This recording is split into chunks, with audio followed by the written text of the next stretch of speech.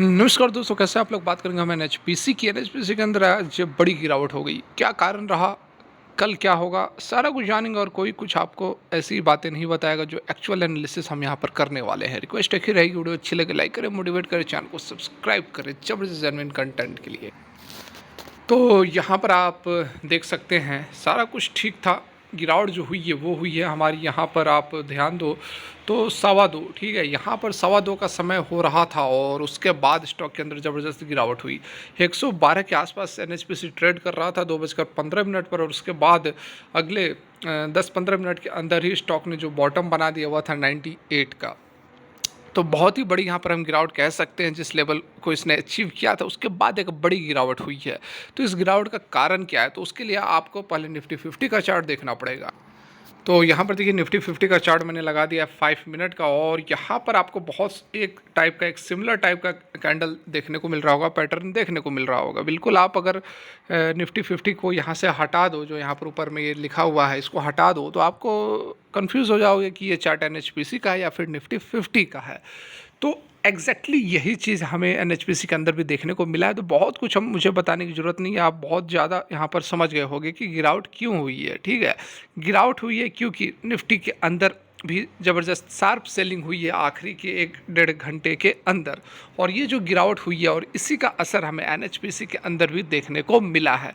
और एक चीज़, जैसे कि मैंने एक वीडियो डाला था सुबह में, मैंने आप लोगों को बताया था कि बहुत ही ज़बरदस्त तेज़ी आ सकती है एनएचपीसी के अंदर। मैंने खुद की पोजीशंस भी ली हुई थी, जिसमें कि आज मेरे को 20,000 का प्रॉफिट हो रहा था। हालांकि मैंने भी अभी अपनी पोजीशंस क्लोज नहीं की है। मैंने आप लोगों को बताया था कि कल भी तेज़ी रहेगी, 5-10 मिनट के अंदर जो तेज़ी बनती है उसके बाद हो सकता है तो कल मैं अपनी पोजीशन स्क्वायर ऑफ कर लूँ।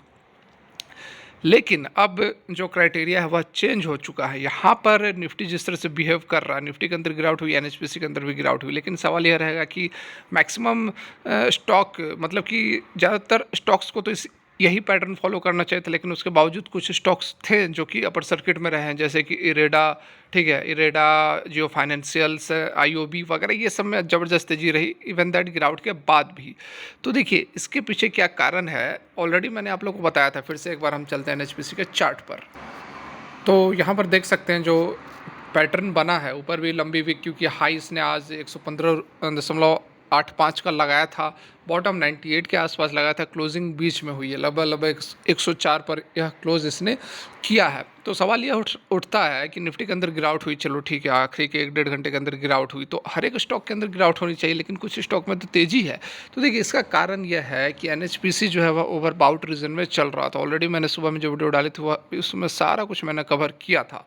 यहाँ पर देखिए एट प्रेजेंट आरएसआई जो है वह 85.99, मतलब कि 86 के आसपास आरएसआई अभी बना हुआ है। और जब यह 113-114 पर ट्रेड कर रहा था उस समय 88-89 के आसपास आरएसआई चल रहा था। तो डेफिनेटली यहाँ पर ओवरबाउट रीजन में तो यह था ही। बहुत ही ज़बरदस्त रैली आप देख भी सकते हैं कि बजट से एक दिन बाद ही 10% की तेज़ी थी, उसके बाद अगले दिन लगभग आज जो है 15% तक की तेज़ी बनी थी, उसके बाद गिरावट हो गई। तो ऑलरेडी काफ़ी बड़ी रैली स्टॉक के अंदर आ चुकी थी, ओवरबाउट रीजन में था ही। जो लोगों ने पोजीशंस ली हुई थी वो प्रॉफिट बुक करना चाह रहे थे। जैसे निफ्टी ने थोड़ा सिग्नल दिया कि गिरावट हो सकती है, जैसे ही गिरावट शुरू हुई तो मैक्सिमम लोग जो थे वह अपना प्रॉफिट निकालने की कोशिश की, और इस कारण से इस स्टॉक के अंदर गिरावट हुई है। अदर स्टॉक्स के अंदर गिरावट इसलिए नहीं हुई है क्योंकि उन स्टॉक्स में इतनी बड़ी रैली पास्ट में नहीं आई थी। आरएसआई उनका 88, 89, 90 पर नहीं ट्रेड कर रहा था, जिस कारण से कि जो निफ्टी के अंदर गिरावट हुई उस गिरावट का असर उन स्टॉक्स के अंदर हमें देखने को नहीं मिला। जैसे कि जियो फाइनेंशियल्स वगैरह की आप बात करो तो जियो फाइनेंशियल्स तो काफ़ी समय से नहीं भाग रहा था, तो अभी कुछ दिनों से भागना शुरू किया, तो इस कारण से उस पर बहुत ज़्यादा असर हमें देखने को नहीं मिला है। तो अब ये तो आप समझ गए कि गिरावट क्यों हुई है। एक चीज़ और मैं आपको दिखा देना चाहूँगा, अभी जो दिन में मैंने वीडियो डाला था उसमें मैंने आपको एसजेवीएन की भी बात की थी। सतलुज व्यास जो कंपनी है, हाइड्रो पावर की जो कंपनी है, उसके अंदर और भी ज़बरदस्त तेज़ी बनी हुई थी। इन तीनों स्टॉक्स जैसे कि एसजेवीएन हो गई, पावर ग्रिड हो गई, एनएचपीसी हो गई, ये 3-4 स्टॉक्स के अंदर ज़बरदस्त तेज़ी बन रही थी बजट के बाद में इन कंपनियों पर बहुत ही बड़ा एलोकेशंस किया गया था, जिसका कि बहुत ही ज़बरदस्त पॉजिटिव इम्पैक्ट था। तो एसजेवीएन के अंदर आज जो तेज़ी बनी हुई थी वह 17-18% तक की तेज़ी हमें एसजेवीएन के अंदर देखने को मिल रही थी। और एक चीज़ देखो, आप इसका भी चार्ट देखो, देखो आप इसका चार्ट, ये देखो कहाँ ट्रेड कर रहा था, 168 169 पर ट्रेड कर रहा था, और कहाँ तक समय भी आप देखो तो लगभग 2:10 पर 169 168 पर यह ट्रेड कर रहा था। 17 से 18% की तेजी के साथ यह ट्रेड कर रहा था। अगले ही मिनट में जबरदस्त गिरावट हुई और स्टॉक कहाँ पहुँच गया, 135 पर। मतलब कि और इसमें तो और भी जबरदस्त शार्प सेलिंग हुई है, एनएचपीसी से भी अधिक शार्प सेलिंग हुई है। ठीक है, तो यहाँ पर एक चीज़ आप समझ गए होंगे कि ऐसा कोई प्रॉब्लम नहीं है। एनएचपीसी बात कर लो, एसजेवीएन बात कर लो, पावर ग्रिड की बात कर लो, कोई ऐसा नेगेटिव कोई न्यूज़ नहीं है, केवल एक प्रॉफिट बुकिंग है। काफ़ी हायर वैल्यूएशन पर ट्रेड कर रहा था, इस कारण से जो है प्रॉफिट बुकिंग होती हुई यहाँ पर हमें नज़र आया है। यहाँ पर भी देखो इसकी जो आरएसआई है वो थोड़ी सी कम ही है, 80.27 पर इसकी आरएसआई है, थोड़ा सा कूल ऑफ है कंपेयर टू एनएचपीसी। ठीक है, तो ये बातें तो आप समझ गए होंगे कि क्यों यहाँ पर गिरावट हुई है।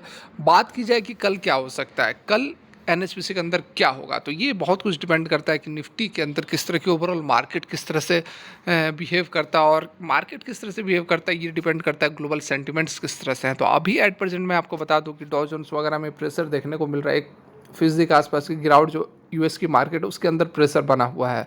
तो अगर ये कंटिन्यू रहता है तो मे बी कल इंडियन मार्केट के अंदर भी गिरावट रहे, और गिरावट रहेगी तो फिर थोड़ा सा यहाँ पर मुश्किल हो जाएगा इन स्टॉक्स को रिकवर करना। बिल्कुल बातों को ध्यान से समझे सुने आप। तो क्या करें, देखिए कुछ नहीं करना है, पोजीशंस होल्ड करके रख सकते हैं, कोई ऐसा प्रॉब्लम नहीं है। जैसे ही निफ्टी करेक्ट होगी, मतलब कि रिकवर होगी, करेक्शन जैसे ही निफ्टी जो है रिकवर होगी, स्टॉक के अंदर फिर से हमें ज़बरदस्त तेज़ी देखने को मिलेगा। और बढ़िया ये स्टॉक, ये जो भी स्टॉक्स मैं अभी आपको बता रहा हूँ, 3-4 स्टॉक्स के नाम लिए, ये आपको लॉन्ग टर्म में बढ़िया बहुत ही कमाल कर सकते हैं। शॉर्ट टर्म के अंदर ये गिरावट, आजकल में गिरावट हो रही है, कोई बात नहीं, चिंता करने की ज़रूरत नहीं है। आप इस तरह की गिरावट होती रहेंगी तभी तो ये आगे भागेगा। 88 89 पर जब आरएसआई चल रहा है तो कभी ना कभी तो गिरावट होगी, तभी तो कूल ऑफ होगा, तभी तो वो आगे फर्दर रैली दिखाएगी। बिना गिरावट आगे बढ़ ही नहीं सकता है। ठीक है, तो बस यही सिंपल। यहाँ पर देखिए 115 का हाई लगाया था, 112-13 के आसपास पूरे दिन ट्रेड किया, 104 पर क्लोज हुआ है। यदि कल ठीक ठाक सेंटीमेंट रहा तो फिर से 110-112 पर एनएचपीसी आपको ट्रेड करता हुआ नजर आएगा। Don't take any tension. ठीक है, फिलहाल की वीडियो यहीं तक अच्छी लगी और लाइक करें। Thanks for watching, have a great day.